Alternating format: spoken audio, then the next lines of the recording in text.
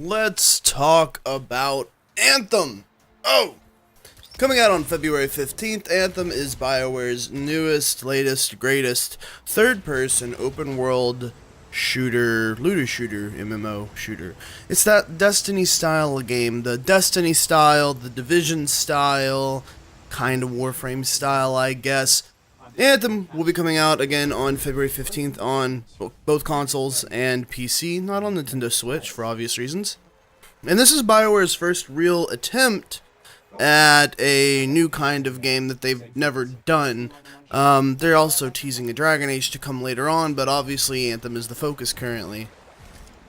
We're going to look at some footage today, and I also want to talk today about a few things about the game that I'm concerned about for the long play, because hopefully Anthem is a game that will allow us to have another different type of looter shooter. For those of us that are tired of Destiny or tired of Warframe or Division or a number of these other types of games that exist, and we want something different. That's what a lot of people are hoping, is that this is a game that's in that genre of looter shooters and is something different. So let's talk about some good things that I think they've done to start with. Firstly, your pilot levels up, and they take that level to whatever Javelin they're in. So I believe level 30 is the hard cap for Javelins. At least that's what's speculating. Yes, so current level cap is 30 for your pilot, and your pilot will move between Javelins. So if you're in a Colossus and you're level 30, you get out of your Colossus, you get into your Ranger will be level 30, and your Ranger will be getting level 30 gear. Now, this is something that I think is good. Why? After playing 3 classes in Destiny, one of the things that I actually really hate is doing all of these things on my main class. My Titan is my main in Destiny. I do everything for the week on my Titan, and then I have to do everything over again for my Hunter. And then I have to do everything over again for my Warlock. So my progression feels rewarding, but it's not really rewarding enough that I can play any class that I want. It's not rewarding to me as a player, it's rewarding to me as a class. And I feel that this kind of solves that rewarding to me as a player thing. You're rewarded wholly for your efforts, and they give you the flexibility of what class you'd like to play. I think this is a pretty big difference, especially with how their loot system works, which I think is another good thing, but I actually also count this one as a little bit of a negative thing as well. Loot drops for all 4 Javelins, no matter which one you're at. So if you're in a Colossus, there will be loot that drops for the Storm. There will be loot that drops for the Interceptor, the Ranger, and the Colossus. I think this is a good thing, obviously, because you can be playing on your Colossus and, oh look, you geared up your Storm. That's awesome. You didn't have to even do anything on them, but that's an option you can now go play if you want to. But I think it's a bad thing, because if I'm trying to go for specific loot on my Colossus and I'm getting Interceptor or Storm drops, I feel like my time and effort's a little bit wasted there. Why am I not getting class specific loot? I get why they're doing it, but this also has negative connotations to it, and I feel that in some instances the negative connotations of getting loot for all 4 classes is a lot worse than the positive connotations of being able to gear a class up that you never play. Here's a big positive. Servers will be dedicated at launch. We will have dedicated servers for Anthem. There's no peer-to-peer bullshit. It is all dedicated. This is something that I really appreciated in the Division. We had dedicated servers when we went into places that other players existed in, like the Dark Zone. We didn't have dedicated servers when we were doing just like missions and stuff that was peer-to-peer, but we had dedicated servers for things like the Dark Zone. I really appreciate dedicated servers, and the fact that we still don't have dedicated servers in Destiny 2 is a huge what the fuck are you doing type of deal, you know? This game's been out for such an extensive period of time, and you still don't have dedicated servers. BioWare, Anthem will have dedicated servers from the start, while you're in the open world, while you're on missions, while you're in strongholds, all of it. I think that's a great thing, because it very much curates the player experience, which is one of the things they want to do here and they're most worried about. I think it's a really good thing. Dedicated servers are, in my opinion, a must. Alright, and the next positive thing I want to talk about is that Anthem will have repeatable, difficult quests in the end game. This is very important. It's important for this to have it at the start, a repeatable kind of thing that we can do over and over again, that we don't have to necessarily worry about. We just can do it over and over again every single time. It's really nice. New activities will become available after the campaign, including some of these repeatable quests. So there'll be stuff that we've never seen until after we've actually completed the campaign, and I guess that coincides with kind of there will be specific in-game activities. These are really, really important things to have, and I'm glad that it's something that they're going to have from the beginning. The level of depth, well, we'll have to wait and see, but it's good that at least this exists from the beginning. Loot is going to be per player, not for group. Anthem will have no trading at launch. I think this is a good thing, actually, and I'm actually really okay with this. Loot being per player.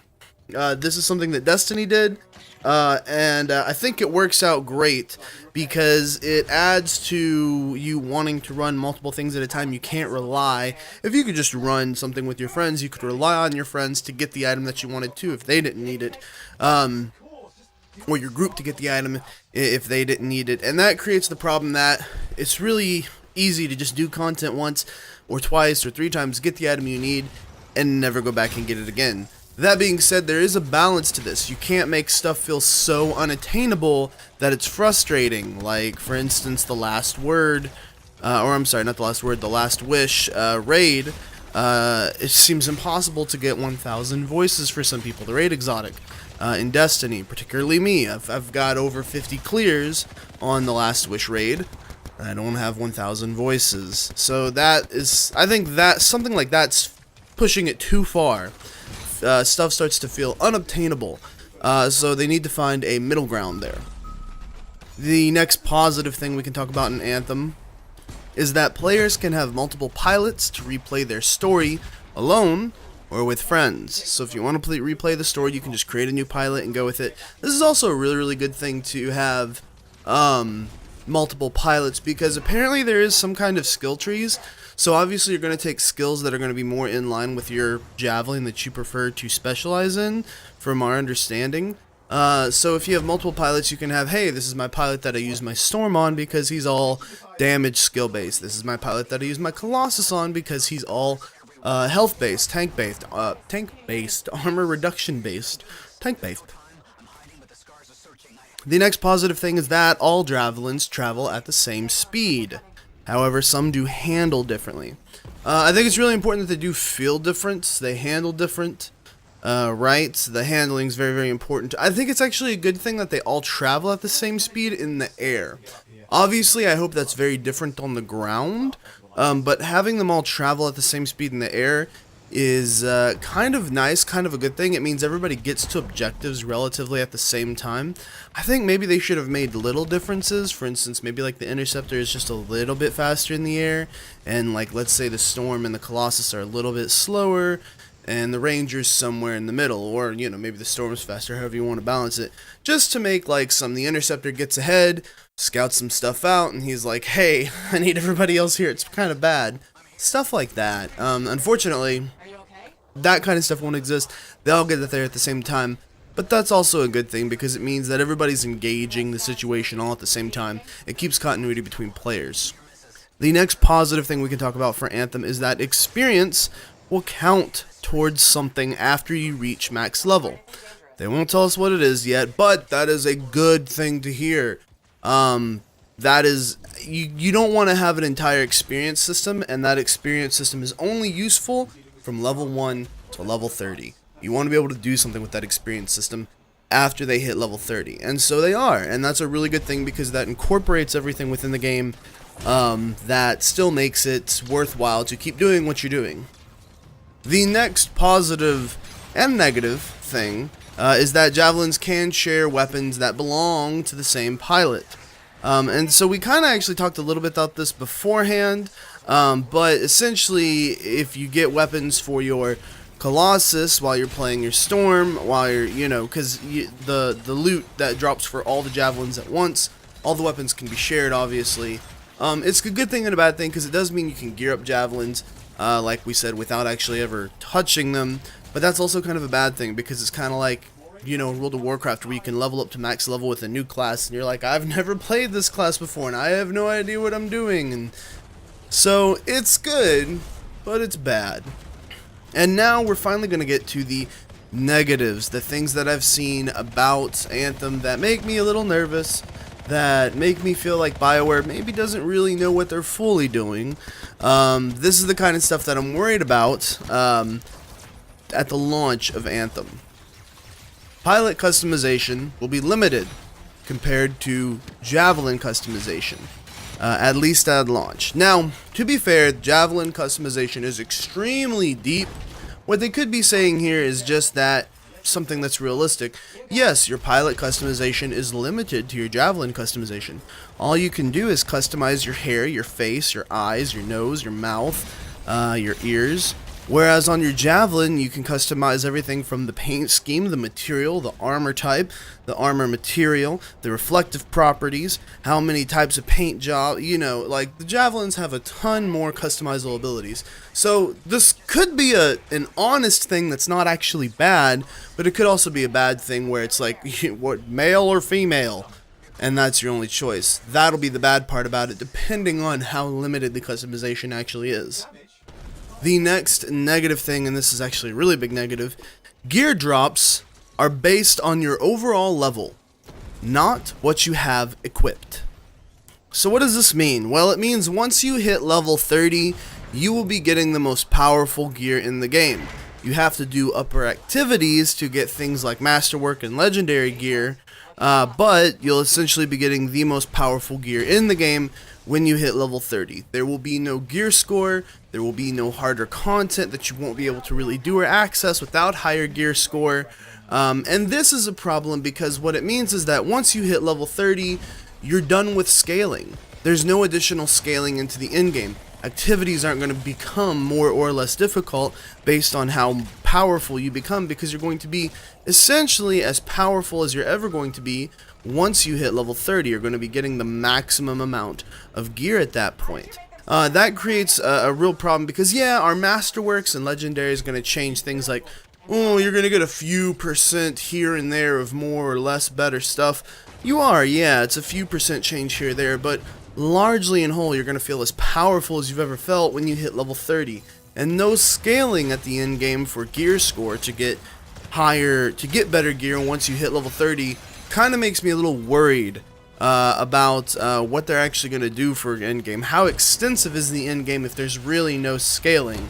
It's not going to take me long to essentially equip Masterworks or all legendaries to one of my Javelins if that's the case.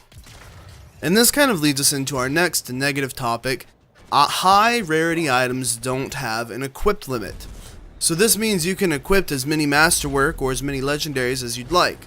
Now you're probably saying, why is that a bad thing? Well, here's why it's a bad thing. This probably means that things like Masterworks or legendaries aren't unique enough to warrant that you only get 1 or 2 maximum of them equipped. It probably means that they're very well within the reasonable scaling of all the other weapons that you find in the game and all the other armor or components that you find in the game. And if they're within the reasonable scaling of all the other things that you find in the game, they aren't going to feel unique, they aren't going to feel special. This is one of the things that Destiny and The Division both managed to do with their exotic system. Sure, the balancing for exotics in Destiny and The Division have both had some serious ups and downs, and even if they're having a lot more downs right now than they are ups, particularly with Destiny, the exotic system does do a good job of making certain weapons feel unique. Not necessarily irreplaceable, but definitely as if they give you a certain kind of advantage for being allowed to equip that one unique exotic. And obviously if you were able to equip more than one of those unique exotic weapons, you could break some of the systems that exist in the game with the kind of combinations that you could put together. So really what this means is that Masterwork and Legendary Armor aren't going to have unique or interesting quirks or abilities or status effects or anything like that from them that we would expect from exotics in Destiny. And to me, this is a limiting factor, and it is a negative because it means that there's not that kind of exotic or unique type of loot. There's not an item you're going to be chasing after and you get it and you're going to be like, ooh, yeah, I want that. Speaking of loot, our next negative is that bosses don't drop specific loot. Now, from my understanding, part of the reason why bosses don't actually drop specific loot is because Anthem uses a Path of Exile styled loot system.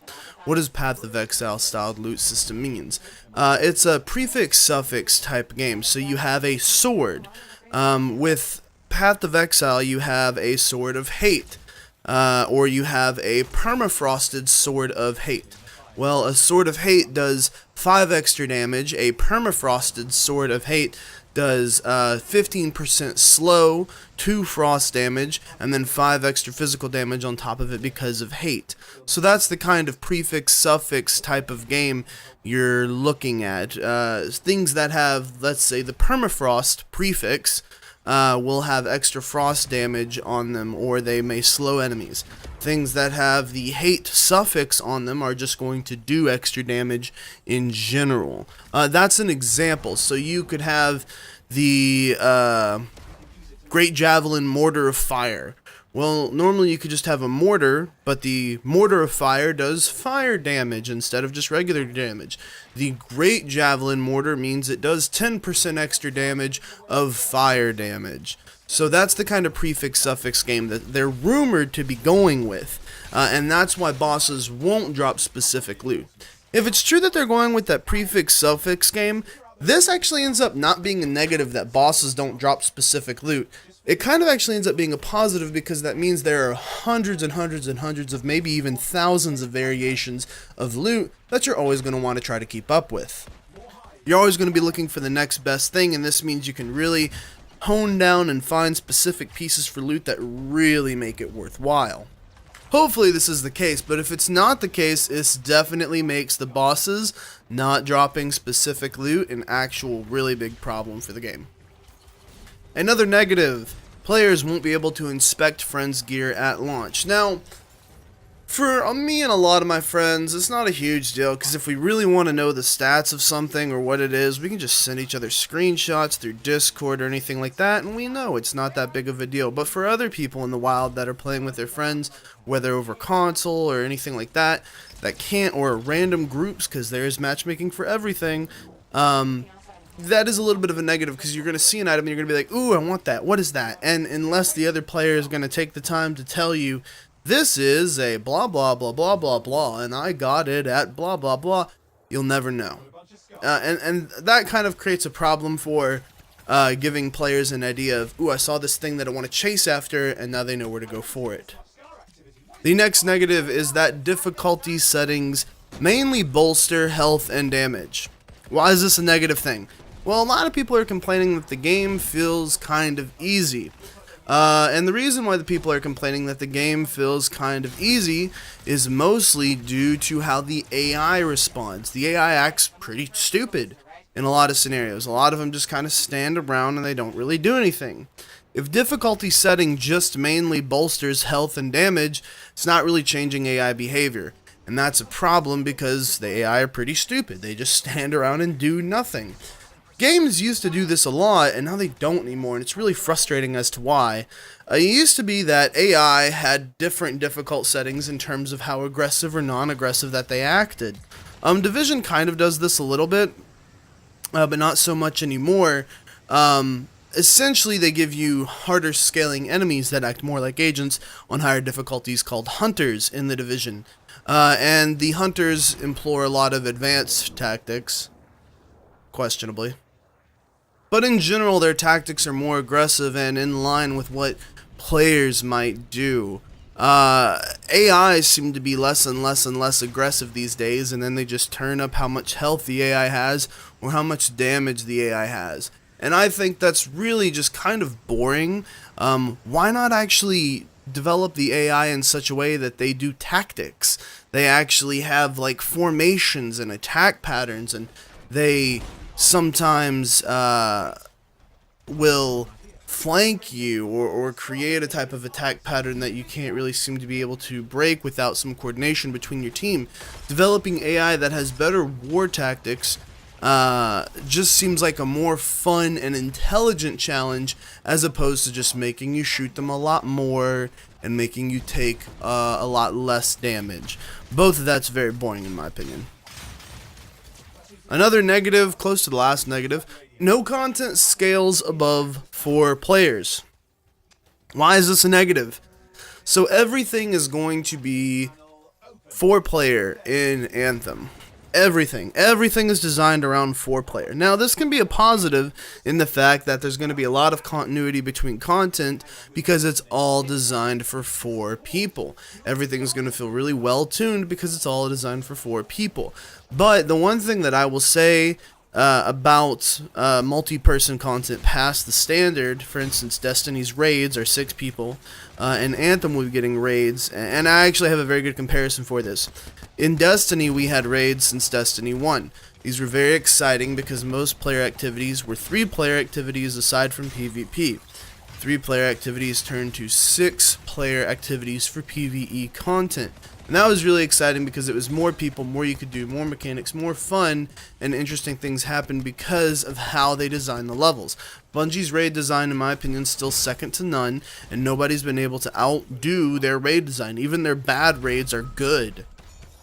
I think not having raids is a mistake because it's that next level of coordination between multiple people that allows the developers to offer bigger, greater threats on larger scales and do more impressive and challenging things with larger amounts of enemies that really challenge a whole group like 6 or 8 people.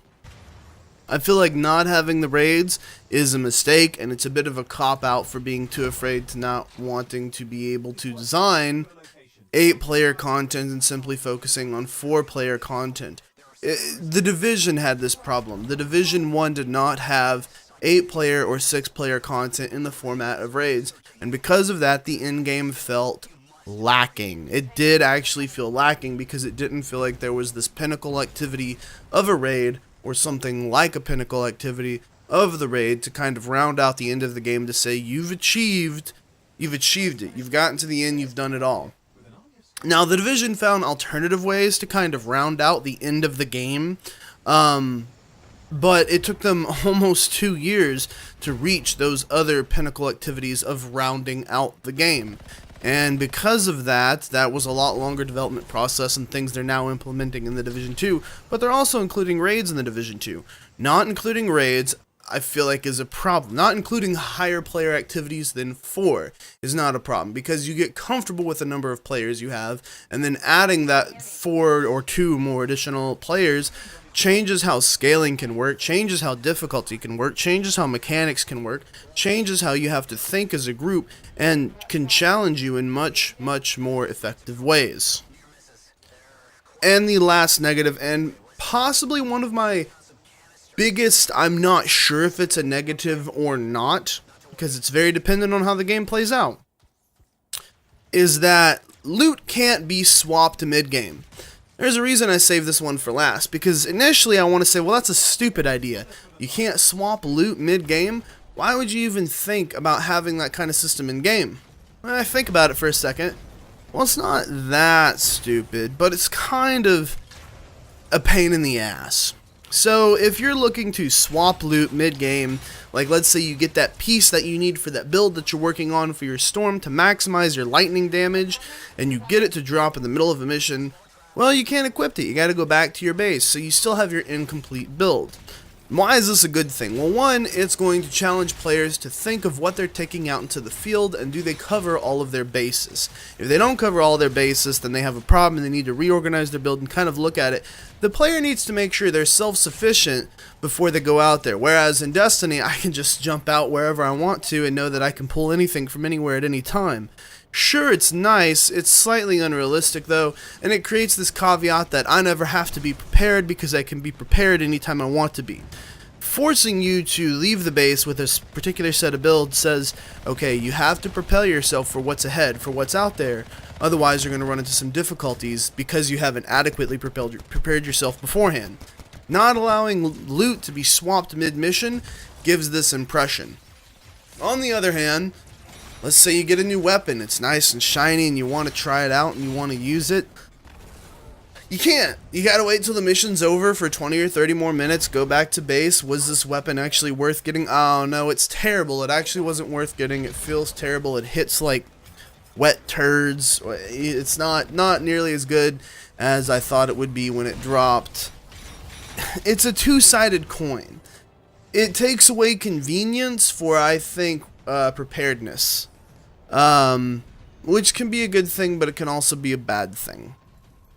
So we'll see how this plays out, I think, once the game is fully released. All in all, I'm actually very looking forward to Anthem. I hope it actually does bring us a new type of looter shooter that we can all be very interested in and expected of, and hopefully will give us long amounts of gameplay for a number of years and be competitive with things like Destiny and The Division, because God knows they need some competition to make them realize that maybe they should put a lot more quality in their products. Competition's always good for the marketplace, and especially for us, because we're the ones that win at the end of the day.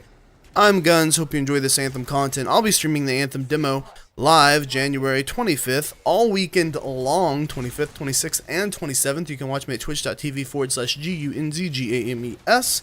You can also watch me play the game live on day 1, February 15th. At the exact same place, and for any more Anthem guides, news, and all that fun stuff, stick here to the Gun Show. I'm Guns, I'll see you guys later. GG.